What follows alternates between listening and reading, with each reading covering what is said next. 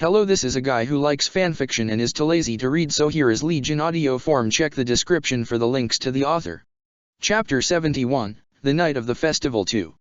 He run and run until he reached the town. The cheerful atmosphere it once brought to him have disappeared, and he have grown numb to his surrounding as he run through the crowded streets, not heeding to the people around him. He just wanted to run from everything, the chaos, craziness, and the fear. His mind is in chaos and in turmoil more than ever. Byleth is the Ashen Demon. The one person he despises all these years is the one person whom he adored above all. How can he take in all of this? He stopped running as he came to a bitter realization of the irony of how the Ashen Demon have taken the group of people that he called his family for 2 years, only for the same woman to give him another several years later. The cruel and twisted irony of it all. One would have laughed at that, but he can't, not when Circe, Sophia, called out from behind him. He tensed at the familiar voice behind before he straightened up as to not to worry the nun. MMS. Sophia, he greeted as he composed himself as best as he can. Is everything all right, Sophia? Asked as she moves closer to him.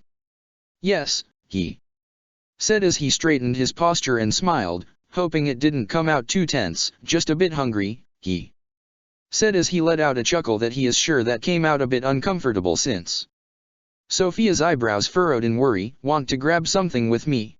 He asked. Sophia looked at him with an uncertain look before she nods. Why not? She asked. There is a lot of stalls and vendors that is selling some of the most scrumptious food you'll ever eat, Circe, Sophia said. You know which stalls? He asked. That's right, Sophia said. Lead the way then, he said as he offered his arm towards her. Sophia smiled slightly, albeit a little uneasy, as she took his arm and led him through the crowded streets. He hoped that food can clear his mind and help him reorganize his thoughts and think more clearly. She looked at the purple-haired knight sitting on one of the benches, eating other piece of the pastry he bought for the two of them, lost in thoughts and looking as though he tethering between despair and numbness before she looked at the mirror on her palm and back to the man lost in his own mind. I have to look, she thought as her hand shakes. He will be fine, she thought. He is fine and no one is wearing his skin, and Circe is just Circe and nobody else, and then I will tell him my feelings, she said as she slowly raised the mirror. He is still trying to reel in the revelation Byleth gave him earlier, and everything is spinning in circle, and the food is not helping either. It just made him think of Byleth and how she would have loved this food, but the image of Byleth covered with the blood of his dead comrades, her silver blade dripping with their blood as well as his, came to mind, and he felt himself being split in half again. On one hand, a part of him is screaming to make her pay for killing his comrades from 7 years ago, and on the other, a part of him, the part that is irrevocably attached to Byleth, is telling him to forgive her, to pull her inside his embrace as he forgave everything she did 7 years ago, is screaming at him in agony, and he don't know what to do and he can't think straight anymore. He felt so conflicted, so lost and so betrayed by her. Why would she wait until now, until he is irrevocably attached to her, for her to tell him the truth, even though he already told her about his beef with the Ashen Demon, even if he made it known to her that he didn't have any desire to kill her anymore, that one time is just his anger towards the Ashen Demon talking, and he doesn't want to exact vengeance anymore and have managed to move on from the death of his comrade. His main motivation in finding her is so that he can test his mettle with her one last time before he pushed her to the back of his mind and moved on with his life, to see if he becomes strong enough to take a win from her in a sparring session. Why did she feel like hiding this from him when he is nothing but honest with her? Just as he finished that line thought, he felt a spell activating, and as if on cue, he saw strands after strands of a spell sprout out of nowhere and started weaving around the top of Okama Mountains, covering the whole of the mountains from the sky above. What the dash, he muttered as he looked around before he felt something activating, and just like that the wooden statues of the deer, lion, and eagle came to life and start wreaking havoc all around him. A spell and a tool, he hissed. Why now of all days do they have to make their move? He thought as he looked around him. And Miss Sophia is here too, damn it, he said as he tried to think of a way to rescue as much as he can after he evacuates Sophia. At the moment, Sophia stayed her hand and did not put the mirror down and kept it firmly as her shaking hand can before. Shay's form started to shift and it revealed to her an entirely at the same not different person.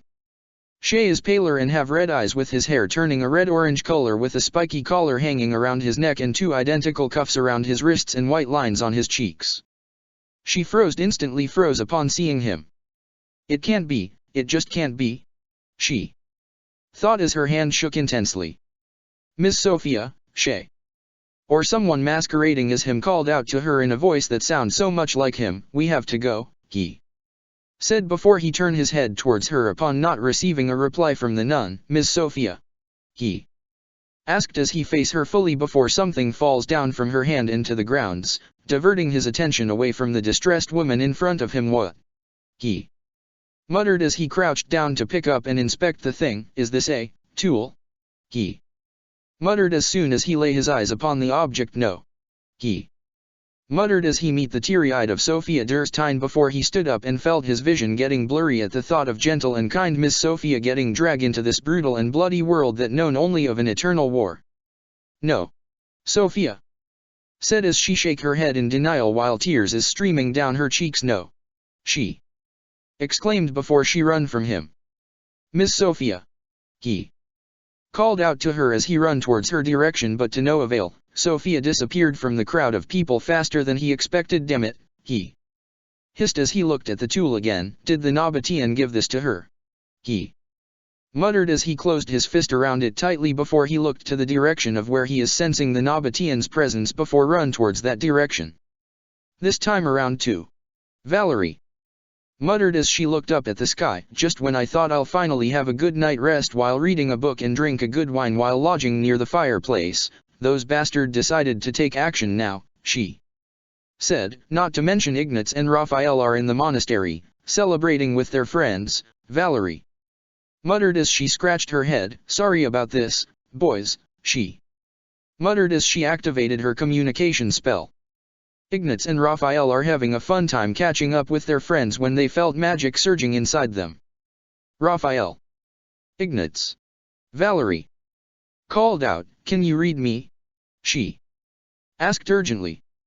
Loud and clear, big sister, Ignatz said as he and Raphael walked towards the academy ground. I want you two to go to Ethra, now. Valerie ordered them urgently. Is this about the spell that activated just now? Raphael asked. Yes, and it is causing chaos here in the town, Valerie said. But there is nothing happening here yet, Ignatz said. That's because the monastery have some sort of charm that was made stronger by the midget, thus preventing any spell from penetrating the charm. Only someone that is familiar with the crest of flames or someone with a stronger spell can penetrate the barrier, Valerie said. And you want us to monitor the spell from above? Raphael asked. You got it, kiddo, Valerie said. Hurry to Ethra since we needed support now, and I can only guess that the midget in her night is on the case now, but, she said. What? Ignatz asked. It's weird that I didn't feel anything before it activated, Valerie said. So, you want us to spot something unusual in Ethra? Raphael asked. That's right, Valerie said. All right, big sis, Ignatz said. We'll be there, he said with a determined conviction. Good, Valerie said. Do be careful on the way, she said. Of course, both Ignatz and Raphael said. Come on, Raphael said as soon as the communication have cut off. Right, Ignatz said before he followed after Raphael and made a mad dash towards the reception hall as they both ignored the greetings and attempts of chatters from their old friends on their rush to get to the town below Garag Mach. Ignatz is almost out of the great door of the monastery when someone grab hold of him and pull him to the corner. Father Flame exclaimed as she burst through the door of the Star Terrace. What is happening? What is that spell? She asked as she looked at the spell covering the whole of Okama Mountains from the sky. I don't know, but I do know that this is an ancient spell. No, this is something else, Seath said as his wyvern landed in front of them. Wait, let me come with. Flame said. No, Flame, Seath said. This might be a hectic and hard battle, he said. There is chaos on the town and we need all the help we can find, and I can help evacuate the civilians. Flame said, did you deploy the knights?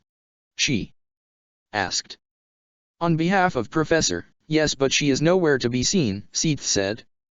She might be in the town right now and helping solve this dilemma, Flame said, and also, I want to, she said. You sense them too? Seath asked. Yes, Anabatian, Flame said, I want to meet them, she said. Seath hesitated for a moment before he sighed and surrender. Hop on then, Seath said as he held on to the spear of Assel as tightly as he can. She felt numb to her surroundings and she can't bring herself to care. Not when a spell was activated. Not when chaos have broke loose. Her mind can only think of those vibrant eyes, the adoring and gentle look slowly disappearing and was replaced by looks of anger, betrayal, and hate for her, his rejection of her, the way he recoiled from her touch when he usually would move closer into it. She have to find him, she have to beg for his forgiveness, offer her head if she have to end. Byleth Suthies called out, snapping her from her thought. This caused her body to respond and start running to the opposite direction of the town, all the while, images of Shay's smiling face, voice, and his warmth invades her mind, further driving her into the edge of despair as images of his eyes looking at her with hate invades her mind. Kudbei looked at the sky. They finally started to make a move, huh? He muttered with indifference, I wonder why I didn't sense anything before it activated. Kudbei muttered to himself, I hope Ms. Durstein is okay and have confirmed if this Sir Shay is alright and be more cooperative since our situation have grown dire, Kudbei said, this unknown spell huh? He muttered as he felt that all too familiar presence coming closer and closer until he saw a woman with dark teal hair coming his way, dressed in clothes fit for a noblewoman at the same have the practicality of a commoner's garb. Oh, you are, Kudbei said. The wandering eye, Suthies said as the dark teal-haired woman stopped. It's been a while, Lady Suthies, Kudbei said. I never would have thought that I'll be able to meet you once more like this, he said. Likewise, Kudbei, Suthies said, but niceties and our heartfelt reunion can wait, she said urgently. I assume you are worried about this spell, Kudbei said. Yes, Suthies said, my partner haven't been able to feel it until it activated and it is quite worrying to be honest, she said. I assume that you already know the solution. Suthies asked. As a matter of fact, Kudbei said but was interrupted upon seeing tears dropping to the ground, startling him. He kept running towards the direction of the presence as fury is starting to build in his heart. How dare they drag someone into this? He'll have to give this tool back, along with a piece of his mind. Kudbei stood still as the woman kept crying. Get a hold of yourself, Suthies said. The woman tried to control herself but the tears just kept flowing. This is no time to despair, child, Suthies said. An Agarthan is on the loose and the town is in chaos, she said. I need you to gather yourself, Suthies scolded. The woman wiped the tears for the final time as she forced herself to stop crying. I'm sorry, she muttered with a slight crack in her voice, proof that she is holding back tears. The woman turned around to face him, a neutral expression on her face with red-rimmed eyes. Now, that you are listening, Kudbei said, I have a favor to ask of you, he said. In order for me to fix any damages and hopefully dispel whatever this spell then, I need the help of an individual in order to perform the ritual, he said. A certain nun by the name of Sophia Durstein, Kudbei said. This caught the woman's attention and her eyes widened in surprise. I assume that you know her, Kudbei said. The woman nods in affirmation. So, you are the presence that I managed to sense on her, Kudbei said. Would you kindly fetch her for me? He asked. The woman closed her eyes before opening again. The look of sadness still lingers but an air of professionalism is more palpable. Are you sure that you can handle this now? Suthies asked. Yes, the woman said, this is the duty given to the Archbishop, I have to protect the peace and the people from all harm, she said before she nods to Kutbay before she runs off to find the nun. It's painful, she thought as she ran towards the direction of the town, ready to set aside her own feelings and perform her duty as archbishop. After all, Fodlan comes first before her own feelings. She tripped as she reached a secluded part of town. The town is wretched with chaos at the moment, but she is too much in despair to care. Sir Shay is not really himself, the real him is dead and was replaced by someone else, she thought as tears streamed down her cheeks as she lay there, unable to get up anymore. Just what kind of cruel truth have been revealed to her? Why does she have to know such a thing when she is fine living obliviously about this so-called truth? Her line of thought was interrupted when a wooden statue of an eagle came to life and attacked her. She shouted in fear as it flew towards her, ready to kill her then and there before. A soft sound of metal cutting wood can be heard and she opened her eyes to see the archbishop in front of her, the sword of Siros in hand as she is covered in a robe made entirely of white light and a cloth of some kind floated around her in an arch. Why you two? She asked in shock. The archbishop turned to her seafoam eyes meet with her bright brown ones with a neutral gaze. Yes, she said, and I'm here to retrieve you on behalf of Kutbay, the archbishop said before several more eagles appeared above them. Chapter 72, The Night of the Festival 3. Sophia moved back a little further away from the archbishop as she destroyed the last of the wooden statues. The truth of this world. No more, she thought as she held her head between her hands as she tried to deny what is in front of her. She looked at the nun as she tried to reel in everything that is happening before she looked forward and her feet moved on their own. Shay, where is Shay? She muttered under her breath as worry sets in at the thought of him in danger. Byleth. Suthies called out to her, bringing her out of her reverie and making her focus on the task at hand. She tensed at that before she closed her eyes and took a deep breath. Distraction on a mission means death. Calm mind and clear mind in order to focus and not to make any mistakes. She turned around to face Sophia. Anger and hate burns brightly in her heart as she gazed upon the nun who is threatening to take Shay away from her. Let us away, she said coldly, and we need to hurry, she said. Sophia nods at her as she picked herself from the ground.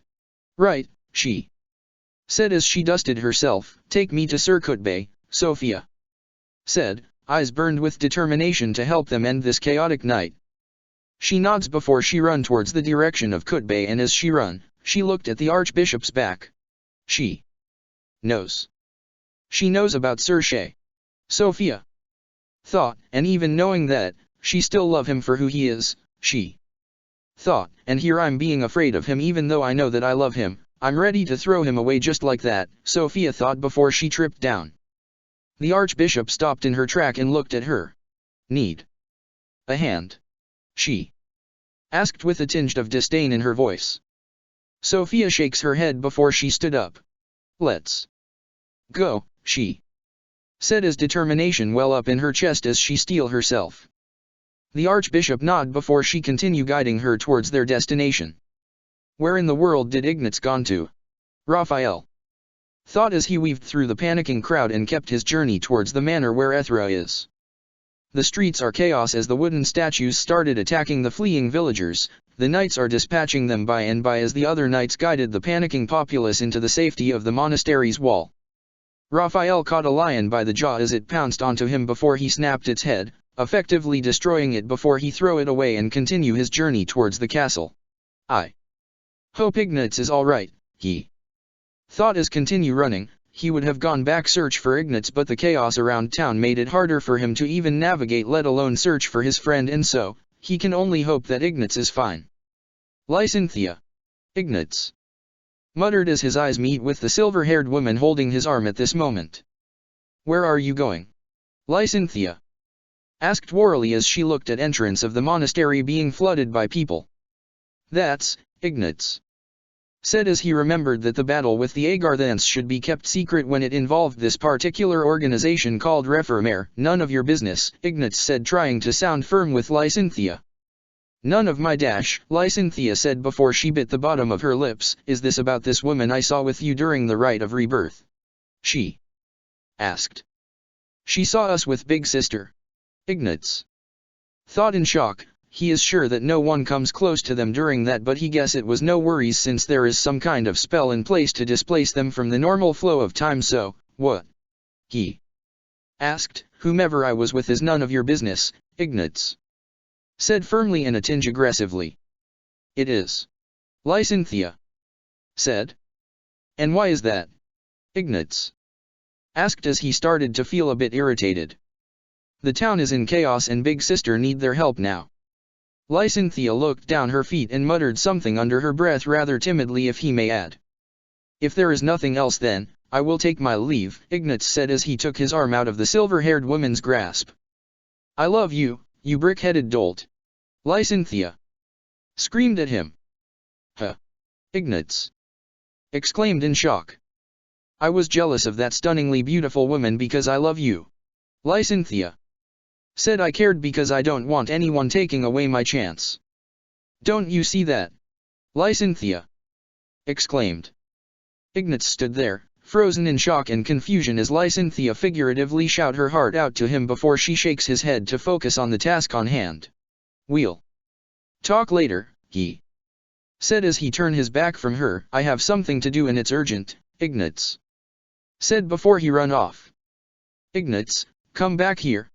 Lysynthia said before she chased after him, only for her way to be blocked by the waves of people coming into the monastery for safety. Ignatz, Lysynthia shouted after him as he disappeared into the ocean of people.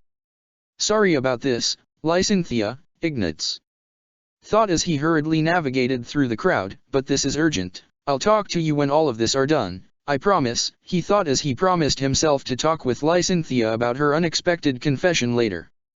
He gritted his teeth as he dispatched another wooden statue of a deer before he continued his journey towards the presence on top of the hill when heard a battle cry from around the corner.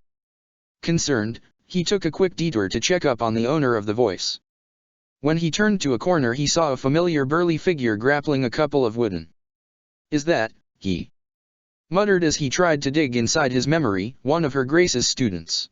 He said as he remembered him from when the sparring session back in Blue Sea Moon, and if he can recall his name is Raphael, and he is in danger as the statues keeps on surrounding him and Raphael seems to be growing weary as the fighting continues. He run towards him as he draws his blade and summon his other one to help Raphael. As soon as he have the enemy in sight, he swung his other sword, producing a purple beam blade towards the enemies, effectively cutting at least 4 eagles coming onto Raphael from the back before he shadow flashed after the second beam, with the beam destroying a couple of lions heading their way. He appeared in front of Raphael as he caught the deer's antlers mid-attack and grapple it to the ground before he twist its neck, effectively separating it from its neck. Are you okay, Sir Kirsten? He asked as he threw the head to the ground. You are, Raphael said in astonishment. An Agar then? He asked. He was confused by that statement before he noticed that he activated his power. Not exactly, he said as his powers deactivated and his appearance went back to normal. Then, what are you? Raphael asked. He looked down to the ground upon that question.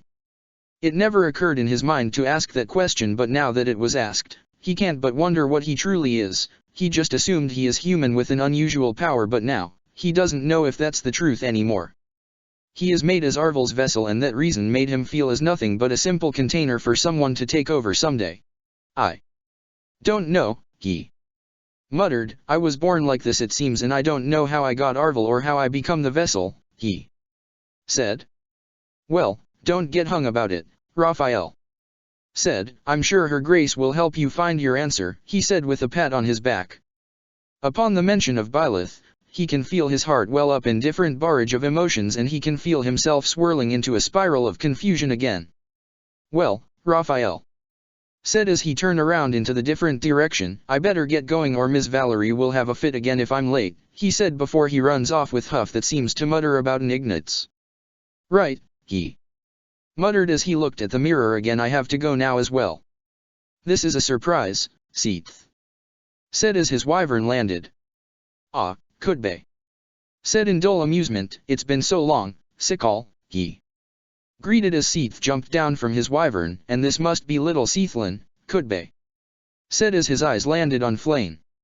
Yes, Seath Said, I believed that you have met her when she is only 6 years old, he said. Yes, Kudbe. Said, when I was visiting Lady Suthies back then, he said, how times flew by, he said with a silent chuckle, I assume that you are here because of that, Kudbe. Said as he looked up the sky. Yes, Seath. Said, and I can safely assume that you have a countermeasure for this type of spell, he said. I have already, in fact, Kudbe. Said, I was just waiting for Lady Suthies and the Archbishop to bring her to me so I can get started with the ritual, he said. I see, Seath. Said. I see that the whole Green Gang are here, Valerie. Said as she landed in front of the 3 Nabateans before she reverted back to her normal appearance. Hello, little Helen, Kudbe. Said, still as crude as I remembered thousands of years ago, he said, I do miss the days when you are still the beloved and proper little Helen, Kudbe. Said, you were so cute and so little back then, he said with a small but fond smile upon his face. Shut it, old lizard, Valerie.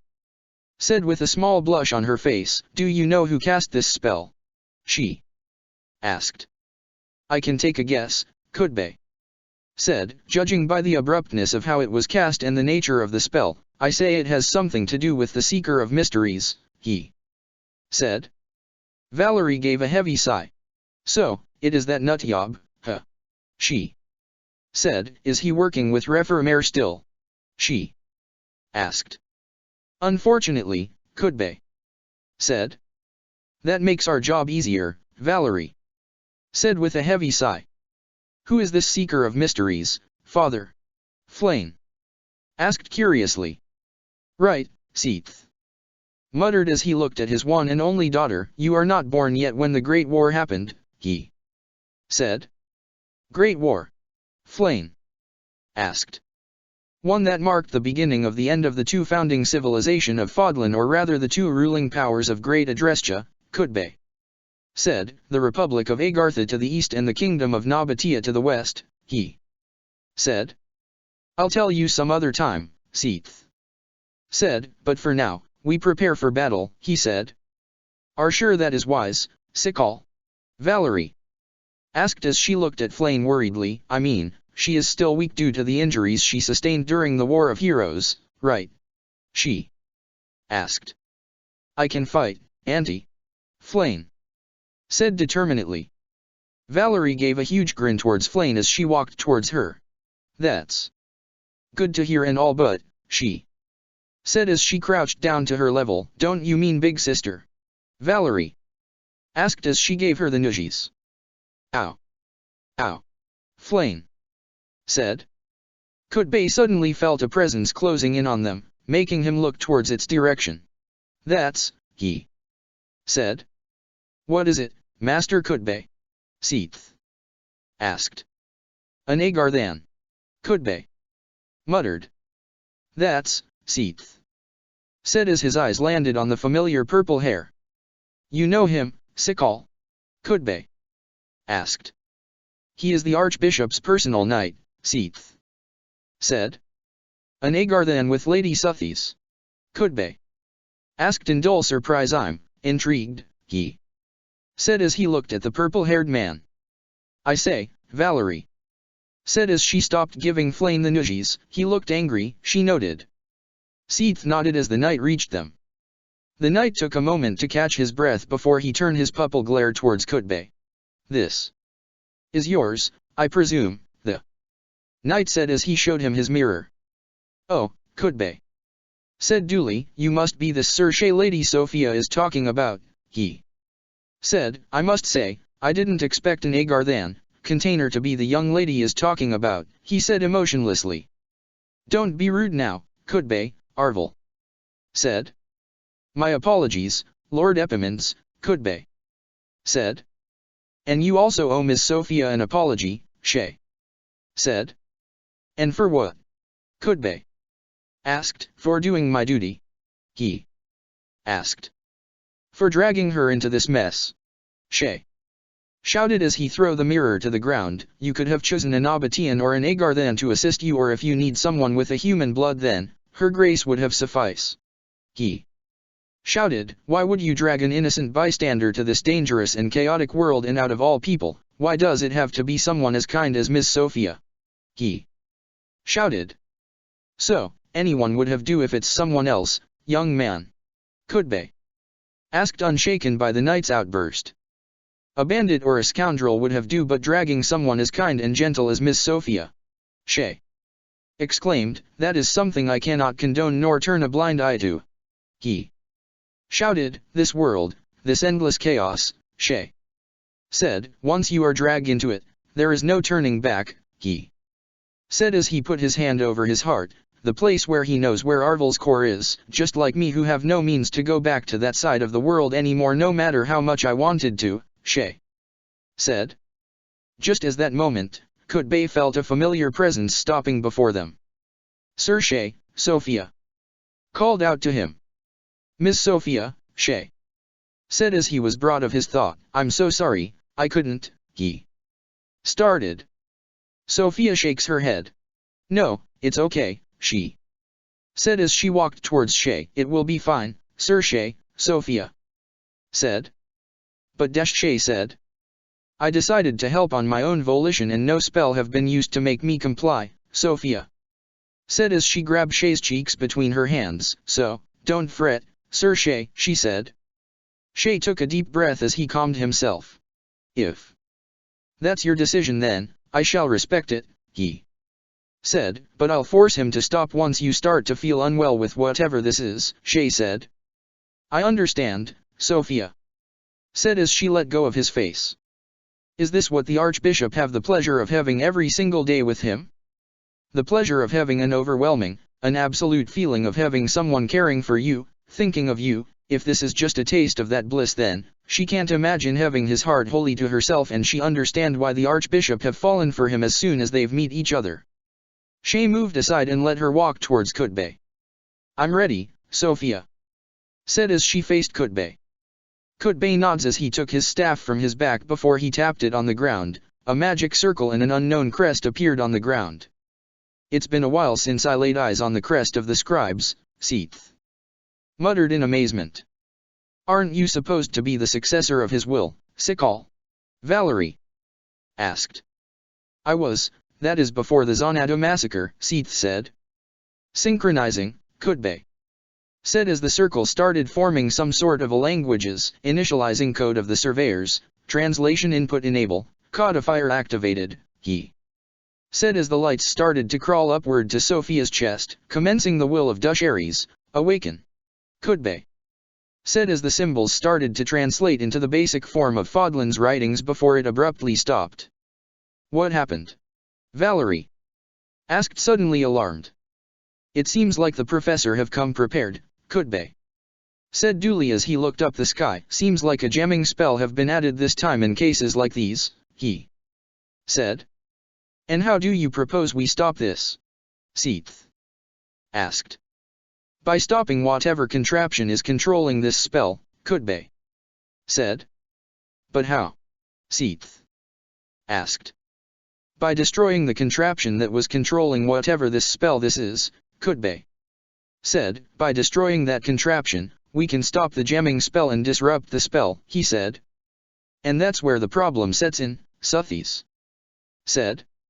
"Yes," Kutbay said as he nodded. "The location of the contraption is currently unknown and my best guess is that it is with the professor," he said.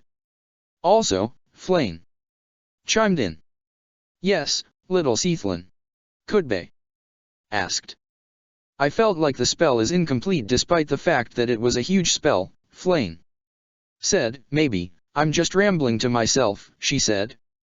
"We cannot dismiss the possibility," Kutbay said. "After all, the professor is known for his rather erratic and unpredictable actions. So, that theory isn't far off," he said before he felt something landing on the outskirt of town. "And speaking of having an erratic behavior," Kutbay said as he watched a metal contraption move towards the town. "Like clockwork it seems," Valerie said with a sigh. "Miss Valerie, come in," Ignatz said. "Loud and clear," Valerie said. "Is that Ignatz?" Byleth exclaimed. "Hello, Professor," Ignatz greeted. You drag one of my students into this. Byleth exclaimed in outrage. Make it two, Professor. Raphael chimed in. Oh, Suthies, Byleth muttered. They are not in direct danger, midget, Valerie said reassuringly. Relax, she said, and we need their help monitoring Ethra more than ever since we are dealing one of the most impulsive Agarthan that ever lives, Valerie said. So, any changes? She asked. None, Ignatz said. I don't know if I should be relieved or worried, Valerie said before she looked at the giant hunk of metal wreaking havoc at the town. Well, no time to linger, she said as she transformed into her Valkyrie form. Let's go, midget, she said. Byleth nods as she activated her celestial robe and summoned her wings. Be careful, Shay said as he turned his back at her and towards where Sophia and Kutbay is. Your grace, he said. Normally, he would insist on going with me, Byleth noted before she took off to the sky with Valerie and towards the contraption.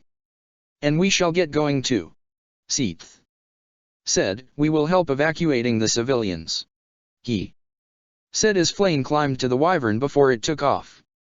Shay looked up the sky and towards the figure wrapped in the green and white light of the goddess. I'm sorry, he muttered.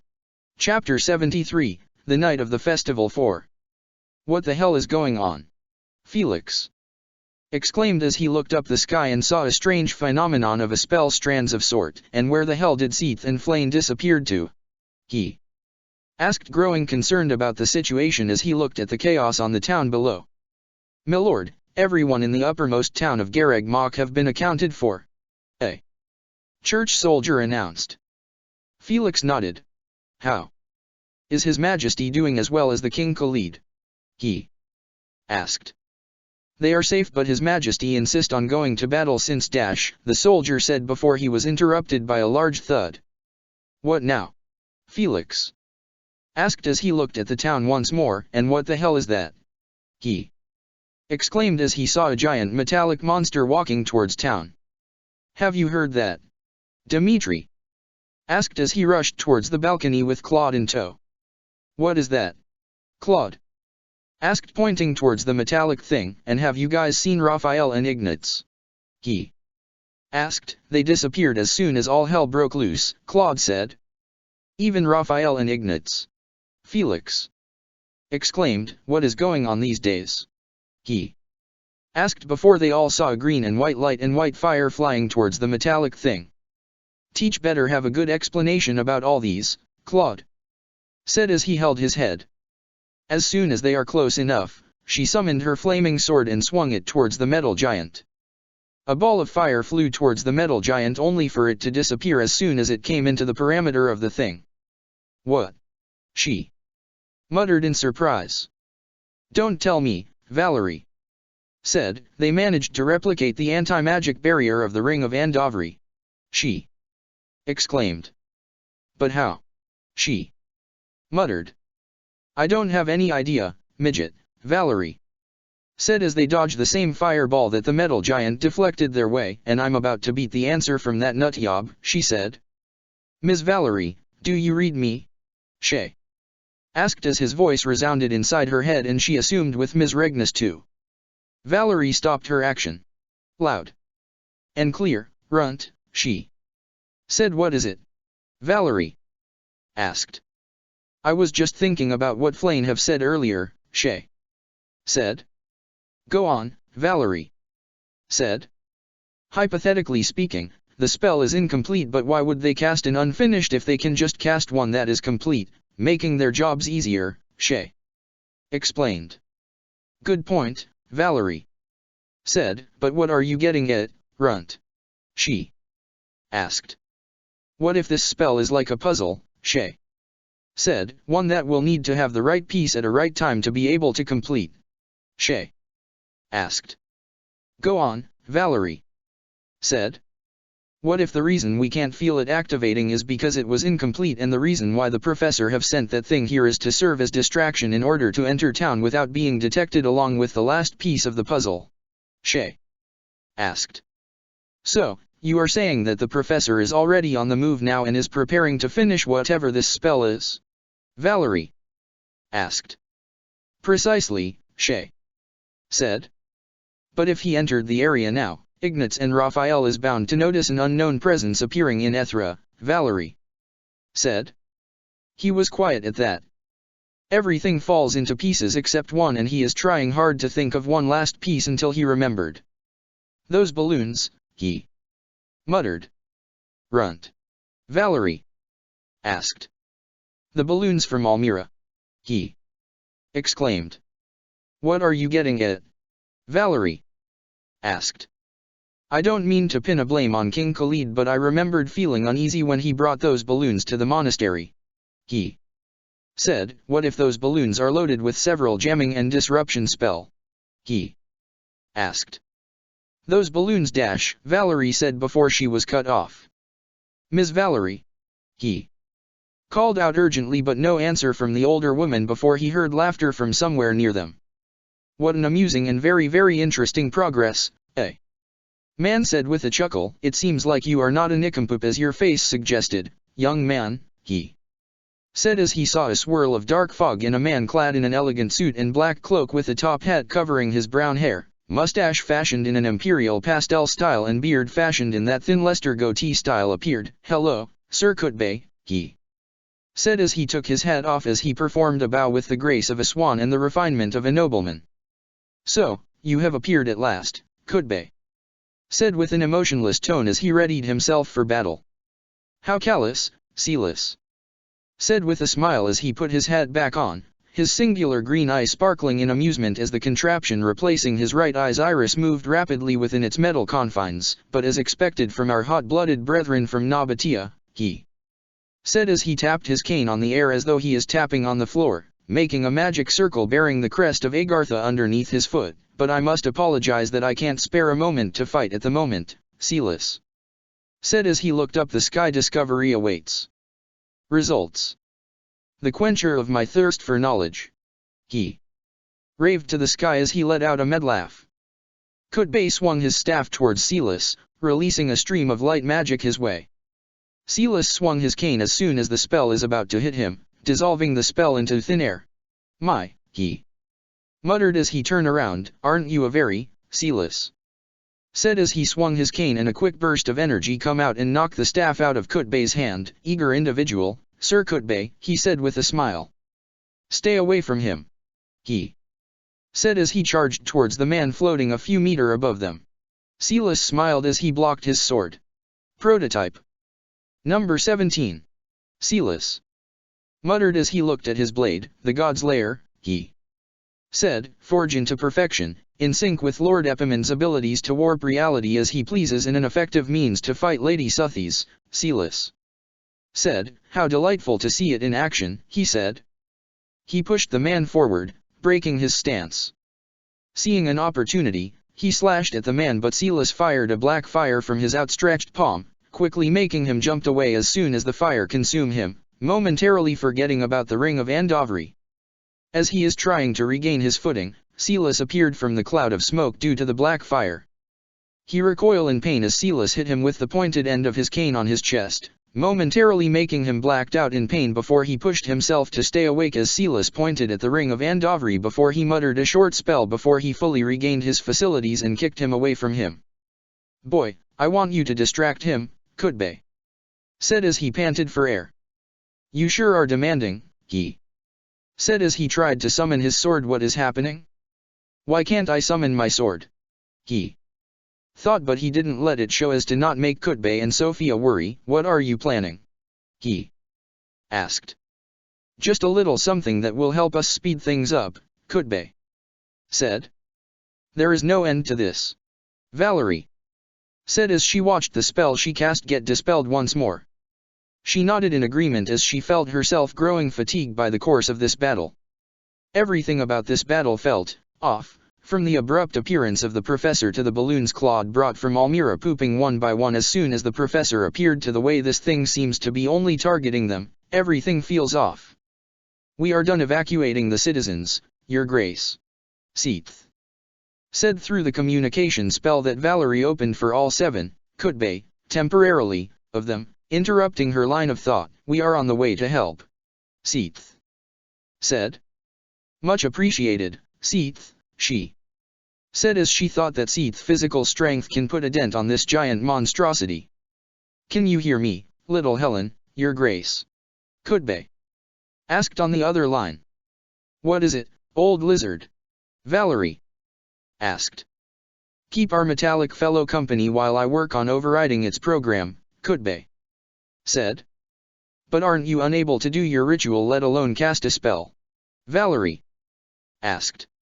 Programming and spellcasting is 2 different fields, could be said. I shall be able to do it as quickly as possible and put a stop to whatever scheme the professor have concocted, could be said. Well, we'll do our best, Valerie said before she turned to her. She gave the older woman a nod before they both flew towards the metal monstrosity. Do you have any plan, midget? Valerie asked as her halberd appeared on her hand as she struck the giant, only for her halberd to bounce back. Damn it! She hissed. Even physical attacks? Valerie exclaimed. We are here to help, Seath said as he hovered beside her. Your orders, your grace, Flame said. Distract it, she said. We need to buy as much time as possible for Kutbe, she said. Got it. Both Flame and Seath said as Seath flew beside her towards the giant. He tried to hit Silas but to no avail. The man is good at dodging, parrying, and countering every single attack he throws, and what is worse, he did something in his body since he can't use any of Arvel's powers, nor can he hear Arvel's voice at the moment, and he seems to disable the spell around the ring of Andovri, rendering it useless for him. Getting tired, my boy? Silas asked mockingly as he dodged a particular heavy attack from him, making him staggered. Only understandable, Silas said as he hit him squarely on the back. He fell down on the ground and doubled over in pain. Well, nice sparring with you, my boy, Silas said as he raised his cane up. His mind flashed to the night where Byleth almost ended him and he froze. Silas would have made end him there. Overwriting, re-establishing connection, complete, could be said. Seems like it worked, he muttered as he kicked Silas' knee, making him stagger before he throws an uppercut towards the older man, making him fall down to ground. Firing, could be said as he motioned his staff down. He rushed towards Sophia and pushed her down the ground, covering her from the impact of the attack. Operation successful, could be said as his eyes went back to normal. Disconnecting, he said. What just happened? Flame asked as the giant shifted its attention away from them and towards the direction of their comrades. The old lizard managed to override the system and turning it against its creator, Valerie said as she sighed. Does that mean we can use this? Flame asked. That's right, Seath said. With Master Kutbe's crest, no one can turn it against us, he said. Well, that's good news, right, Professor? Flame asked as she looked towards Byleth. Byleth looked to the direction where Shays and Flame never thought that the ever-brave and strong professor would look so lonely at that moment. That was close, he muttered before he remembered that he is on top of Sophia's. Sorry, he said as he abruptly sat up, only for Sophia to pull him back down again, making him press his body against her before she wrapped her arms around him. Miss Sophia, he asked in confusion. Sorry, but I cannot help myself but take advantage of the moment, Sophia muttered. Just let me savor this moment just for a while longer, where I get to hold you in my arms and bask in your warmth, she said. But, he said, trying to protest. Please, Sophia said. Just for a moment, she said. A moment where I can stay in your warm presence, Sophia said. He lay his head over her heart, listening to the fast but oddly comforting beating of her heart. Your appearance, Sophia said as she tangled her fingers in his hair. It is because of Sir Arvel, she asked. He nods. It seems like I was an experiment, nothing but a thing, a container, he Said bitterly, I'm not even sure if I'm human anymore, he said, maybe that's why I'm doomed to a life of a vagabond, a man doomed to lose the place he called home, he said in despair. Silence enveloped them as both of them seek comfort in one another. Then, if you ever shall lose that place, Sophia said after a beat, let me give you one, she said, let me be the hearth that will keep you warm in your darkest and coldest nights, let me be the fortress that will protect you from every harm and pain this world have to offer, let me be the one you can call home, Sophia said softly. Miss Sophia? He asked as he felt confusion on her rather sweet words. To put it simply, I don't care whether or not you are human or not, Sophia said as she looked him in the eyes, to me, you will always be the kind, strong, brave, and gentle Circe, you'll always be human and, she said before she swallowed, I love you for that, she said as she realized that no matter what happened, this man, this incredibly kind and lovable man who have seen the worst of the world and never let it wear him down and keep on trudging on, head held high is the man she knows she wanted to share her life with. Miss Sophia. He muttered. I love you, Circe, Sophia said, with all of my heart and all of my soul, I love you, she said, and she meant every words and every letters. This man deserves only the best in the world, deserves every ounce of happiness and care the world can offer him, and she is more than willing to give everything of her to him. He just stared at her as he let her confession sink in. Someone doesn't care whether I'm human or not, someone love me the way I'm. He thought as he felt tears flowing down his cheeks, someone can still love someone like me, he thought as her words resounded in his mind. Ready? Could they? Asked as they stood in the ground in the crack of dawn. Yes, Sophia said. All right, could they? Said as he activated the spell and started synchronizing with Sophia's heart. The image of the town, Gareg Mach, and the monastery flashed before their eyes. Seems like a nice place, could be said thoughtfully. This town, this is Gareg Mach. This is, he thought as he felt warm all over. To me, you will always be the kind, strong, brave, and gentle Circe. He can feel his vision getting blurry as he felt his eyes teared up. She looked on as she felt uneasy looking at Shay's back. Unable to look anymore, she turned around and walked away. I can feel it, she thought as she felt tears flowing down her cheeks. Shay wouldn't want to go with me, she thought as she gripped Suthies. What would I do if he leave me? She thought before she heard someone stopping behind her, instantly making her alert. Do you mind telling me what is going on here, child? A familiar voice said. She looked to the direction of the voice. Rhea, she muttered. Seriously, Professor, a Protothedes said with a grin. I told you not to overdo it, she said. I did get the job done, right?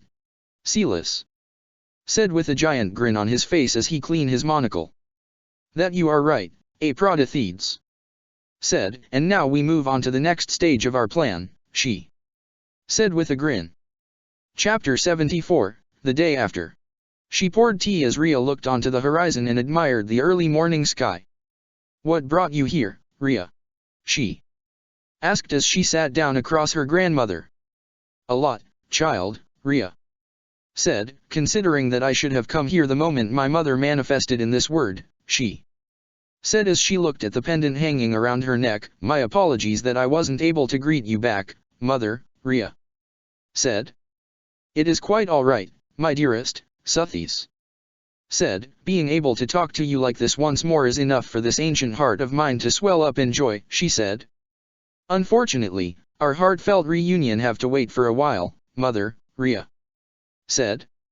I assume you already heard of the news about Reformer, Suthies said. Yes, Rhea said before she took a sip of her tea. I just heard a report from Lady Inanna, she said, and an ominous feeling that Alquam have been in uproar as of late, Rhea said as she put down the cup. Tell me, child, she said as she directed her gaze at her. What? She asked nervously. Have you found the core of Epimens? Rhea asked. This caught her attention and she have to fight herself to keep a neutral face.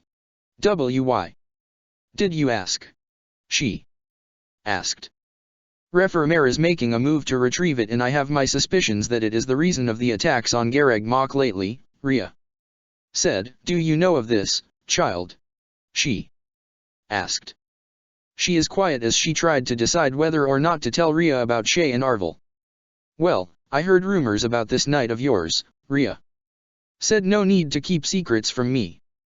I want the truth about this night, she said. She still kept quiet.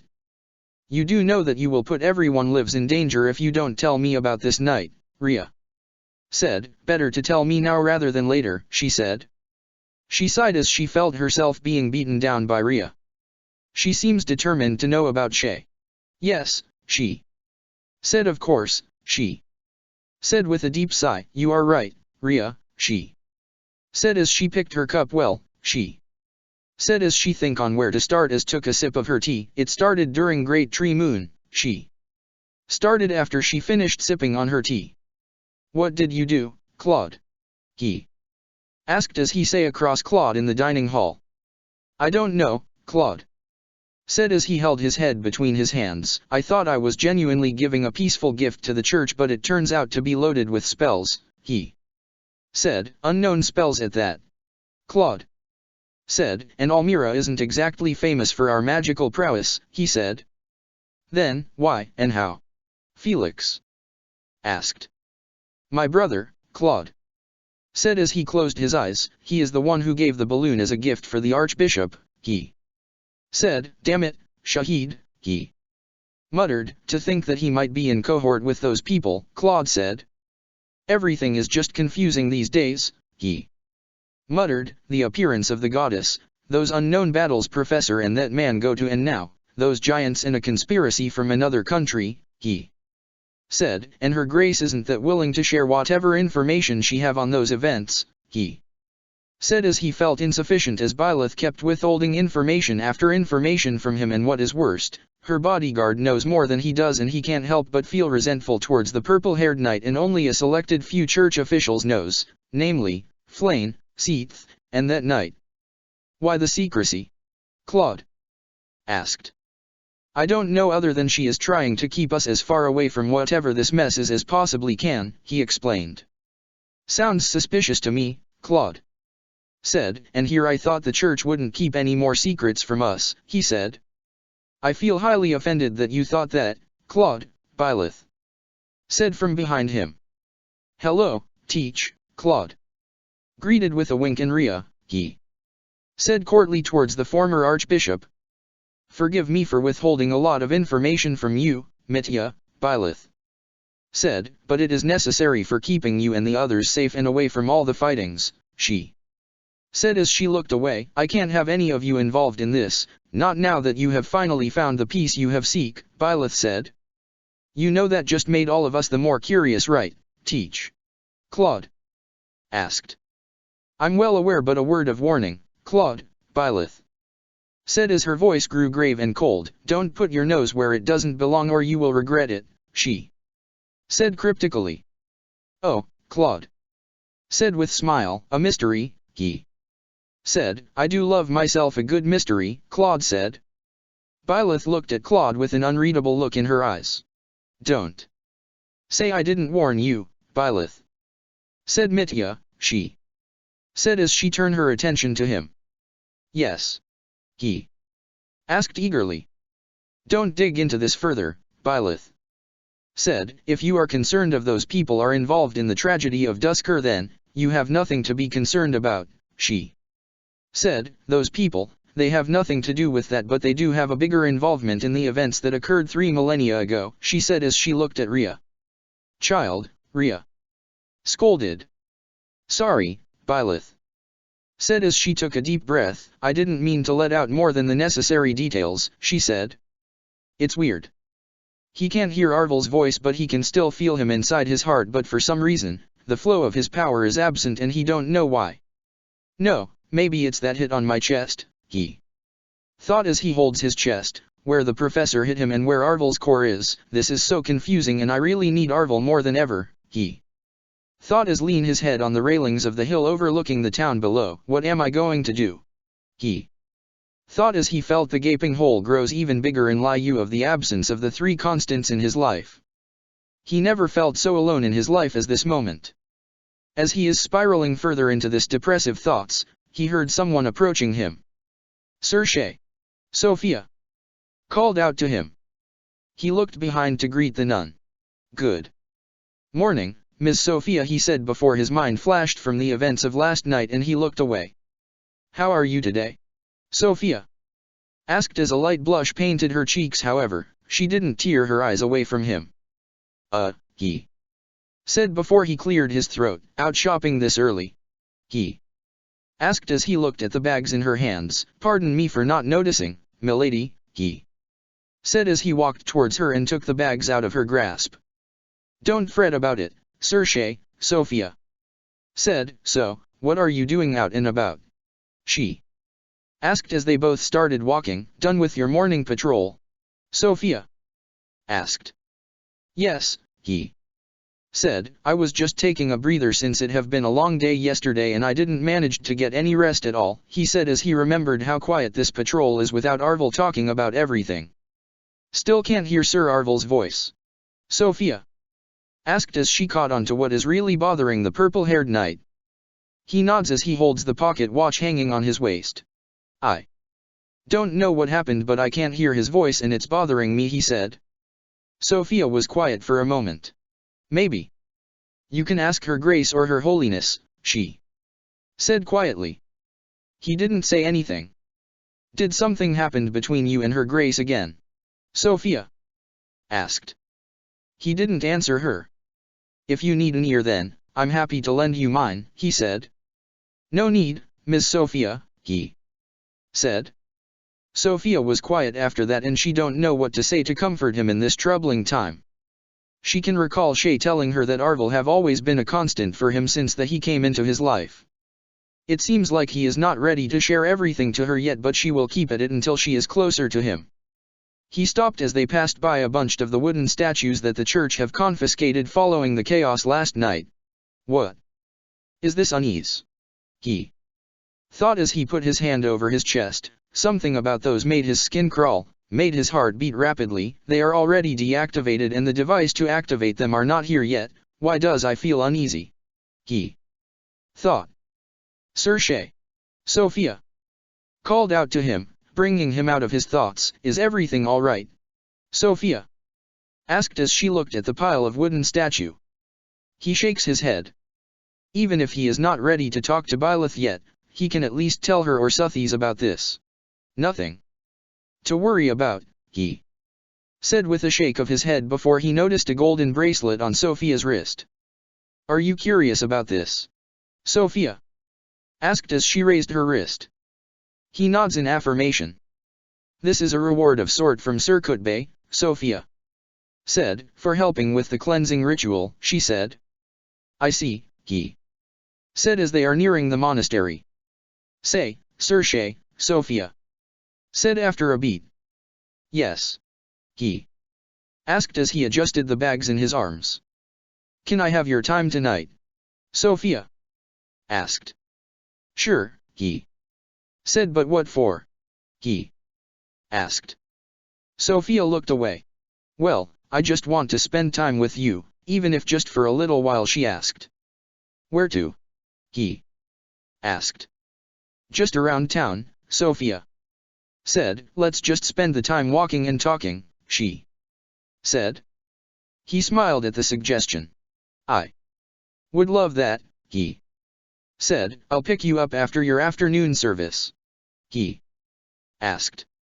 "Yes," Sophia said with a smile. "Then," he said as he opened the door the dining hall, "I'll see you tonight," he said. Sophia nods before she remembered something. "Oh, right," she said. "I'm in charge of the food for the lunch," she said. "Do you mind if I help out?" he asked. "I don't, but aren't you busy with training?" Sophia asked. "Captain let me off the hook and told me to take the day off of training," he said. If that's the case then, I don't mind as long as you don't, Sophia said. I don't, he said with a smile. I actually love cooking, he said as his smile turned into a bashful one. Really? Sophia asked in amazement. He nods in confirmation. Next time, I'll prepare something for you, he said, or maybe we can exchange recipes, he said with a happy smile. Sophia happily smiled at him. Yes, she said. So, Rhea said as she followed her towards the dining hall. Where is the container? She asked. I can sense the container inside the dining hall, she said, but don't expect to meet Epimans, she said as she caught herself into calling Arvel and Shay in a more familiar term. Since Rhea arrived and have gained knowledge about Shay, she is nothing but suspicious about Shay, and not to mention, she viewed Shay as nothing but a mere object, a mere husk for Arvel to use and to override when the time comes, and that hurts her more than she thought it would, since this is the man she loves with every fiber of her being, and she hated herself for going along with this behavior, but she have to gain Rhea's trust, and maybe there is a possibility that she can convince Rhea for Shay's safety. She don't know what Rhea is planning to do, but she is growing worried about it. Her thoughts was interrupted when her eyes landed on the purple-haired knight, and just a glimpse of his back and the purple hair she have grown to love over the course of a half-year. She immediately calmed down and a smile appeared on her face. Shay appeared to be cooking, judging from the way his sleeves is rolled up, and she can feel her heart well up as soon as she saw the look of joy as he prepare lunch, and her smile abruptly disappeared when she saw the person beside him, smiling just as happily as him as they cooked together. She looked away before she walked away, not able to bear watching the two of them together, happy. For some reason, her mind can only conjure the image of Shay living his life with Sophia Durstein, living the life she wanted, and having the one thing she wanted the most, his heart. And something about that sends waves after waves of despair into her heart, and for the first time in her life, she cursed her father for taking that job from 7 years. Rhea looked at her granddaughter as she walked away and towards that container. Oh, Rhea thought as realization hit her, finally understanding why Byleth can only sing his praises and talk about the container's good qualities. Rhea looked on as she thought of a plan. It is time to get rid of the distraction before it swayed Byleth further from her duty. She looked at the steam rising in her tea as she tried to erase the image from earlier. Ever since that ritual, the future becomes uncertain for her, and she have a sinking feeling that Shay might leave someday, without her, leaving her behind, grieving and waiting endlessly for him to come back. She can order him to stay, use her power and her influence to prevent him from leaving. But she knows that she will only hurt him if she forced him to stay. However, she finds herself unable to let him go free and be happy with someone he chooses to be with. Saying goodbye used to be easy, but now that she have tasted the sweet nectar of love, she felt the sweet sensation of being the receiving end of someone treating her as though she is their whole world, the very heart that beat inside of them. She found herself growing addicted to that tiny taste of ambrosia, and she have grown blind to the bitterness that came with it, the bitterness of it being unrequited, the absolute madness of begging more than what he can give to her, and now, she is on the verge of despair at the thought that Sophia Durstein might win his heart at the end of the day. How can she compete with someone that can provide him a never-ending peace and love that he will not be left wanting, when all she can bring him is nothing but an eternity of fighting and chaos, a world that never known peace, and a selfish love that will only suffocate him the stronger her obsession, her hunger for him grew? How can she compete with that? Her line of thought was interrupted by the knock on the door of her office. She already knows who it is. May I talk to you, child? Rhea asked. What is it? She asked as she kept her eyes on the steam rising from the cup. We must talk about Refermer and Epiman's container, Rhea said. She kept quiet and wait for her to continue as she clenched her fist. As we know that Refermer is making a move to retrieve the core, and if they succeed then they can unleash unspeakable terror to the world, Rhea said, and so, I will suggest an optimal solution, she said. What are you? She said as she felt dread rising inside her heart. In other words, Rhea said, we must destroy the container and hide the core someplace that Refermer cannot reach, she said. She abruptly stood up, spilling her cup as she hurriedly opened the door. Rhea, that means, she said as she met Rhea's cold emerald gaze. It is the only way, Rhea stated, leaving no room for arguments. She looked at Rhea's eyes before her gaze fell down to the floor as she let Rhea decide Shay's fate. Chapter 75, Duties. She is humming to herself as she walked towards her next class. Lady Rhea is the one teaching it for today, and she considered it an honor above all to have the former archbishop as a teacher for the day. Nothing could possibly ruin her day now. Someone's in a good mood today, someone said from behind her. Greetings, Sir Eddie, Sophia greeted with a wide smile on her face. So, what put that beautiful smile upon your lovely face, milady?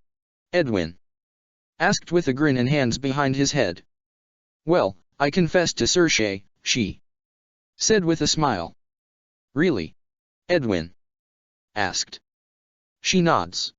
And we are going to town later today, she said. You sure work fast, Miss Sophia, Edwin said. I decided that I won't hesitate and lie myself, she said. That's why, she said. Edwin was quiet for a while. Did he said as he swallowed a lump in his throat. Did he answer your confession yet? Edwin asked. Unfortunately, not, she said. Did the archbishop confess to him yet? Edwin asked, certain that between the two women, the archbishop will be the one where Shay's heart lays, no question asked. Not that I know of, she said with a sinking feeling in her stomach. Yes, Sir Shay have been nice to her, but isn't he always is to everyone around him, and she isn't sure if this is the type of treatment he gave to the archbishop. But Miss Sophia, Edwin asked upon meeting only her silence. I don't know, but I won't let that hinder me, she said. After all, it doesn't matter if she confess or not, she said as she felt determination well up inside her heart. At the end of the day, it's always Sir Shay's heart that will decide who wanted to be, and it's up to me to nudge it to my direction, she said. Edwin smiled wistfully. I wish you the best of luck, Miss Sophia, he muttered softly. He found it weird that someone is officiating the afternoon service, since Byleth never missed a day of any services, and that is why he is finding this weird and unusual for the ever-dedicated archbishop. Sir Shay, Sophia called out to him, drawing him out his thoughts. Shall we get going? He asked as he saw Sophia nearing the entrance of the monastery. Yes, Sophia said. He offered his arm towards her, which Sophia took graciously. I hope you don't mind if we just walked around until we found something we like, he said. Sounds good? He asked. That sounds lovely, Sophia said as they started to walk towards town. He nodded and smiled at her as they exited the gates of Garagmach. However, the uneasy feeling haven't subsided. There is something wrong with the battle last night. It felt almost too easy. He looked around town as the festive spirit from yesterday came back, and he was quite surprised, since last night, well, they have an unexpected surprise in the form of another attack from an Agarthan. Seems like the festivities showed no signs of stopping despite the attack yesterday, Sophia stated as she looked around. To be honest, I find it amazing that they can bounce back after something like that, he said. Well, I think they just wanted to forget about it since no one was injured last night, Sophia said, and the fact that no one was hurt despite that giant medal is a cause for celebration itself, she said. Yeah, he said, a little skeptical. Sure, the giant metal thing was sent to attack town, but it never really did wreak havoc in it while it was still under that whack job of a professor's control, but that is the unusual one. From his experience fighting Agarthans these past half a year, the Agarthans usually attack with their goals and destruction in mind, but that attack last night seems like a cover-up, a distraction. Just thinking about it makes his head hurt, since he can't connect two and two together while he can clearly weave a theory. Something just doesn't click into place, and that frustrates him even more. Do you remember that place, Sir Shay? Sophia asked as she pointed to one building. He nodded upon seeing the tavern. That's where we ate back in Garland Moon when we went shopping together, he said as he remembered another memory of that month. It was also the same time when Valerie arrived in this town, and the time when he and Byleth are in odds with each other due to his own incompetence, and he ended up abandoning her, and then, they made up the same night after his shopping escapades with Sophia. This made him frown. He still doesn't know how to approach Byleth and talk about this subject with her. Something inside him just can't quite forgive her yet for that night and for hiding it from him for half a year. "Geez, Sophia," said with a pout. "What?" he asked, blinking in confusion. "You are frowning again," Sophia said. "Am I?" he asked as he acted oblivious as he whistled a tune to himself, the one he heard from Suthy's whistling, out of tune last time he saw her. "You are," Sophia accused as she reached out to pinch his cheek. "See," she said as she stretched his cheeks playfully. "Oh ow ow," he said mockingly. "I will stretch your cheeks so wide that you will always smile," Sophia said. He just laughed softly at her antics. "Would milady be pleased if I rectify my action by a small act of cheerfulness?" he asked with a mischievous smile. Sophia smiled teasingly at him. "What does my dear sir have in mind?" she asked with a mischievous tone. He smiled as he grabs her hand. "You'll see," he said as he dragged her towards the town square. Sophia smiled as he gently led her to the square. "What?" Valerie asked as she looked at the men in front of her in astonishment. "We said that we will accompany you, big sister," Ignatz said as he looked her straight in the eyes. "Are you two nuts?" Valerie asked. "You two know that you are knights of two different houses," she said as she looked back and forth between Ignatz and Raphael, "and one of those aforementioned houses is the royal house of Fodlan," Valerie said as she blinked in confusion. "We know," Raphael said solemnly, "and that is why we already wrote a letter to Dmitri and Lawrence respectively that we are going to quit and leave," he said with eyes lighting in determination to accompany her through thick and thin, "and I already wrote a will for my little sister that Lawrence will be giving all the wealth I accumulated throughout the years of my service and the inn in her name," Raphael said. Valerie sighed as she stood up and summoned a gauntlet from her arsenal before she walked towards the backyard of the inn. She remembered that this used to belong to her father. An image of a burly and giant of a man with brown hair and bright brown eyes that resembles her so appeared in her mind as she put the gauntlet to the ground. "Here," Valerie said as she let go of the gauntlet, "if the two of you can lift this from the ground and managed to use it, then I might consider taking you two with me when I leave," she said as she turned her back from them. "So, if we managed to make this gauntlet accept us as its master, you'll take us with you?" Ignatz asked. She didn't say anything after a beat. "See and try," she said as she went inside the inn. "All right," Raphael said cheerfully as he immediately took hold of the weapon and tried to lift, but to no avail. "Damn it," he muttered as he sat down and looked up the sky. Ignatz didn't attempt to try since he knows that if Raphael wasn't able to do it, then there is no way in hell can he do it. Is this her way of saying to forget about considering it? He muttered under his breath. He watched Sophia play with the children as he stood on the side. A smile appeared on his face as he saw the nun's face relaxed for a bit and her smile appear unguarded, untarnished with the formalities and decorum someone her station demands. He never thought that he will find her smile so alluring and so warming. It made him want to protect that happiness for her. Sophia's eyes meet with his and her smile only grow brighter and happier as she looked at him before she waved at him before a smile appeared on his face and a feeling of warm serenity have washed over him.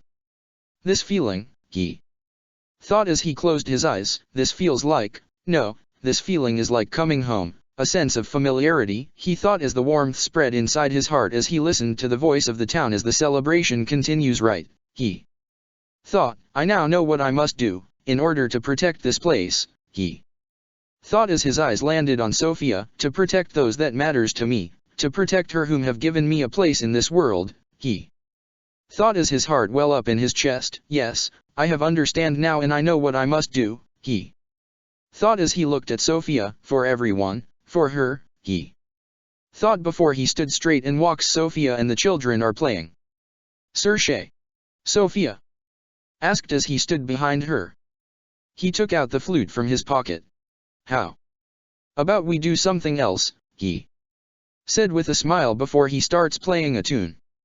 Sophia's smile only grew wider as the children started dancing with tune of his flute. "Thank you for tonight, Serge," Sophia said as they stopped in front of her room. "I'm sorry if that went out of hand," he said as he scratched his head, remembering how the town folks kinda joined in with the children and then, it turned into one big dance party as he played with the band.